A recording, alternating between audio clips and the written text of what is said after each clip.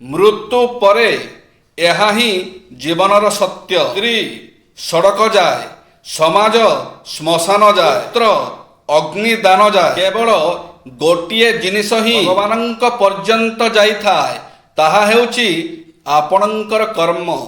କାହାକୁ ଅନୁଭବ କରିବାକୁ ଦିଅନ୍ତୁ ନାହିଁ ଯେ ଆପଣ ହୃଦୟରୁ ଭାଙ୍ଗି ଯାଇଛନ୍ତି ବୋଲି, କାରଣ ଲୋକ ଭଙ୍ଗା ଘରର ଇଟା ମଧ୍ୟ ନେଇଯାଆନ୍ତି। ଜୀବନ କଷ୍ଟକର ହୋଇପାରେ କିନ୍ତୁ ଅସମ୍ଭବ ନୁହେଁ। ତେଣୁ ପ୍ରତ୍ୟେକ ସକାଳୁ ଜିତିବାର ଇଚ୍ଛା ନେଇ ଉଠନ୍ତୁ। ମନେ ରଖନ୍ତୁ, ଆପଣଙ୍କ ସମୟଟା ଖରାପ, ଆପଣଙ୍କ ଜୀବନ ନୁହେଁ।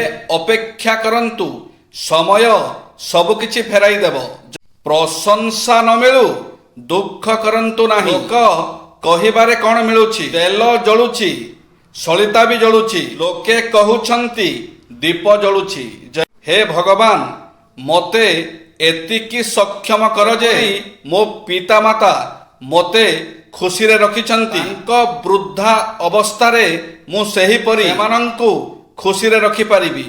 ଜୀବନଟା କେତେ ଅଜବ ନା! 100ଟା ସାହାଯ୍ୟ କରିସାରିଲା ପରେ ଯଦି ଗୋଟିଏ ସାହାଯ୍ୟ କରିନପାରିଲେ, ଆପଣ ଜଣେ ଧୋକାବାଜ ବନ୍ଧୁ ଭାବରେ ପରିଗଣିତ ହେବେ। ଯଦି ଆପଣ କାହାକୁ ସାହାଯ୍ୟ କରିବା ପାଇଁ ଚାହୁଁଛନ୍ତି, ତେବେ ତାହାର ଖରାପ ସମୟରେ କରନ୍ତୁ। ପ୍ରତ୍ୟେକ ବ୍ୟକ୍ତିଙ୍କୁ ଦ୍ୱିତୀୟ ସୁଯୋଗ ନିଶ୍ଚିତ ମିଳେ, ତାହା ହେଉଛି ଆସନ୍ତାକାଲି। ମଣିଷର ଆପଣ ଯେତେ ଉପକାର କରନ୍ତୁ ନା କାହିଁକି, ପରବର୍ତ୍ତୀ ସମୟରେ ଆପଣଙ୍କର ଟିକିଏ ଭୁଲ ହେଲେ ଆପଣଙ୍କର ଉପକାର କଥା ବୁନ୍ଦାଏ ମାତ୍ର ମନେ ପକାଇବ ନାହିଁ। ଆଜିକାଲି କେହି ବିନା ସ୍ୱାର୍ଥରେ ପ୍ରେମ ସମ୍ପର୍କ ରଖୁନାହାନ୍ତି। କାହାର କାମ ବାସନା ପୂରଣ କରିବା ପାଇଁ ତ କାହାର ସମୟ କଟାଇବା ପାଇଁ, କାହାର ପଇସା ଦରକାର ପାଇଁ। ଯଦି କାନ୍ଦିଲେ କାହାର ସ୍ମୃତି ଭୁଲି ହେଇଯାନ୍ତା ନା, ଦୁଃଖ ଲୁଚେଇବାକୁ ମିଛରେ ହସିବାକୁ ପଡୁନଥାନ୍ତା। ଏ ଦୁନିଆରେ ସବୁଠାରୁ ଭୟଙ୍କର ଲୋକ କିଏ ଜାଣିଛନ୍ତି କି ବନ୍ଧୁ? କିଏ ଆପଣଙ୍କ ଆଗରେ ଅନ୍ୟର ବିରୁଦ୍ଧରେ ଗପୁଛି। ଏହି ଲୋକଠାରୁ ଯେତେ ଦୂରରେ ରହିବେ, ସେତେ ମଙ୍ଗଳ ହେବ ଆପଣଙ୍କ ପାଇଁ। ଉଦ୍ଦେଶ୍ୟ ପୂରଣ ହେଇ ସାରିଲା ପରେ ମଣିଷର ଅସଲ ରୂପ ପଦାକୁ ଆସିଥାଏ।